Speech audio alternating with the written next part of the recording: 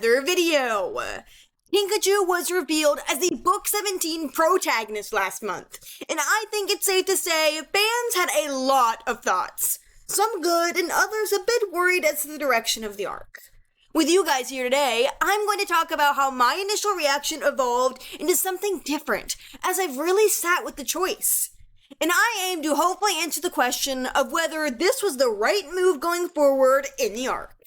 I'm excited to have this conversation. But before I begin, a huge shout out to my patrons. 𝙈𝙊𝙍𝙁𝙊, Thistle, Noob, Toepyro, Nuke, Avril, Pancake, Escarada, Adequin, Cleaver, Moonclaw, Isaac, Iris, Mindfulness9, Pantala Resident, Trice the Furwing, Crystal, Phantom the Dragon, 𝙈𝙤𝙬𝙁𝙁, and Wolfyez. They also got the chance to vote on this topic being the next upload. Thank you all so much for supporting me. Links to their social medias are in the description down below. Anyways, without further ado, let's get into the video. On the day of the first FanWing Fest, I was excitedly awaiting every update my attending friends were sending in.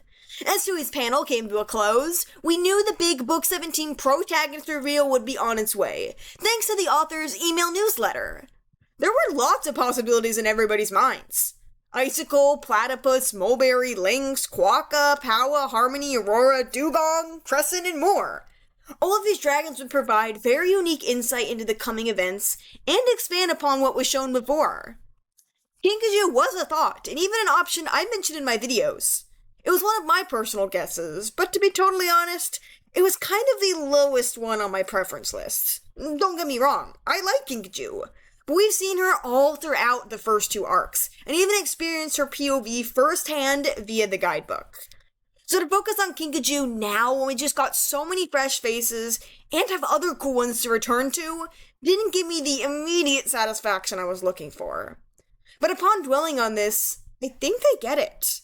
For those of you also a bit wary like I was, I'm starting to realize what Tui might be cooking here, and it could be something very special.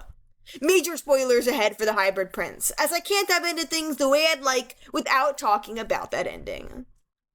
In the epilogue, we learn that Kinkajou vanished alongside all but two of the queens. There are two possibilities for this we're sure to find out the moment we start our book.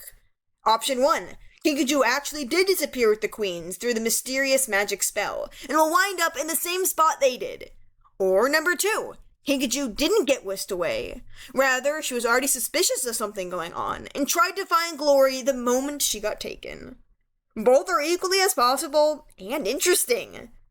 But yeah, in an arc about hybrids, tribrids, and what lies well beyond, focusing back on a reigning dragonette who's taken up a lot of page time kind of irked me in the beginning. But then I realized this. For Tui to make it work, we have to get something new done with Kinkajou. We've had our mind read before. 3 moons, we've even gone inside it. But I think there's something to the character we've been missing. Kinkajou's actually very heroic, and proves her quite surprising wisdom during the events of the Hidden Kingdom. In support of glory, she really takes the stand and defends the goal of rescuing the other prisoners. Yes, Kinkajou is very loud, energetic, and outspoken. Sometimes it seems like every thought she's having is literally voiced out loud. But I think there's something we've never really gotten, a side to this reigning that exists in everyone, but hasn't been allowed to be shown by her. When Turtle was discussing the spells with Kinkajou, she said this. "Oh, monkey brains, does this mean I'm the hapless sidekick? That is so lame. Better than the wailing victim who needs rescuing, though. Make sure nobody writes me that way when the story becomes an epic poem, alright? And I would definitely like to be the hero next time, please." Then let's look at this one when she woke up from her coma and learned about all she missed. Keebly told me what happened. I can't believe I missed it all. I can't believe I wasn't there to protect you. You're totally heroes, saving us from all the bad guys. Although I'm kind of confused about who's the bad guy and who I should be mad at, because Sora, what? But also Icicle was totally scary, but then saving her brother, Ack, so I get it, but still, attacking my winglet, my best friend? Not okay. Then another conversation with Turtle about magic and their next steps. Ooh, totally invisible to Darkstalker! That is an excellent spell! Another great idea, see? You can be the idea dragon, and I can be the wham bam shove a pineapple up his snout dragon. We already know Kinkajou's disappearance wasn't ever really noted in the rainforests. Ouch.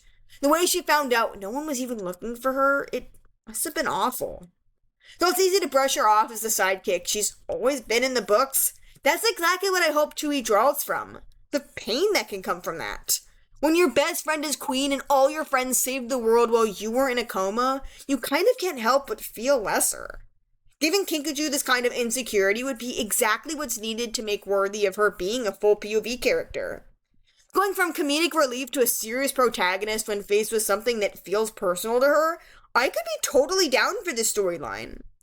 Kinkajou always sees things in black and white because it's always been that way for her. Magnificent versus Glory, the Dragoness of Destiny versus Burn and Blister, heck, the Jade Winglet versus Darkstalker. But life isn't as simple as this. What if Kinkajou is presented with a moral dilemma? Someone or something shakes her expectations and completely changes what she knew before. What if the antagonist of this arc is actually right? We've never really gotten that from Wolf, not when it comes to these main series villains. Want to change things up? What if we got a kind of twist? Instead of choosing what feels familiar, her friends / the queens, Kinkajou has actually shown a greater good in all this. That would be difficult for a character who's never really gotten to make these big choices, who's been cast aside, who's never experienced layered conflict before. What if the line gets blurred? The antagonist makes a fair point, causing Kinkajou to choose between her immediate loyalty to Glory and something that is actually going to stop what may really be out there. And I think about it like this. Kinkajou has always been a sort of sidekick, but this time, nobody will be there to help her. She'll be alone. The favor not really returned when she needed it most. Not with ill intent, of course, but a fact nonetheless. I would kill for a storyline like this. And honestly, just think about how it has changed my view of the choice. We learned at the last FanWings Fest that Tui ultimately chose Kinkajou as the POV due to fan demand. Let's see if she makes it work. Ultimately, this path being what happens would have me fully agreeing on it. That and all 5 books being the primary plot. You can't give us an arc about Wild Wings only to have maybe just a single hybrid main character. Plus, there's more to explore in this too. I want Mulberry and Icicle to be POVs for sure. Really, everyone would be great in that position, so I'm excited for what Chewie chooses to do next. Did my take of the situation influence yours in any way, or maybe even get you more hyped? Maybe I'm expecting too much, but hey, the Hybrid Prince was great. Some of the series' best. We're back, and I'm hopeful. What did you guys think about all this? Are you up for Kinkajou as our next main character? Let me know down below.